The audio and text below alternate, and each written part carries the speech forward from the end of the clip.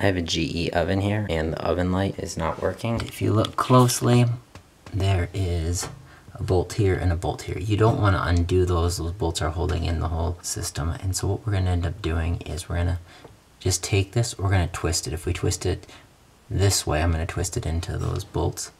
And I do not want to do that, so I'm going to spin it off. It should drop off. These usually get kind of tight. They're hard to get off, so be really careful. If you do break it, look on eBay or Amazon. You should be able to find one. If it's used, it doesn't matter. It's just a piece of glass. It'll work just as good as a new one. So get in there, twist. It's kind of hard, so give it your best. And next we'll replace the light bulb. Now when you purchase a light, make sure that you're getting one that says it's for the oven. This one says oven or refrigerator light. It's 40 watt. Don't get over what the glass says, because otherwise you can damage this fixture. So this says 40 watt on here as well. So spin this on. Next we're going to put this glass back on.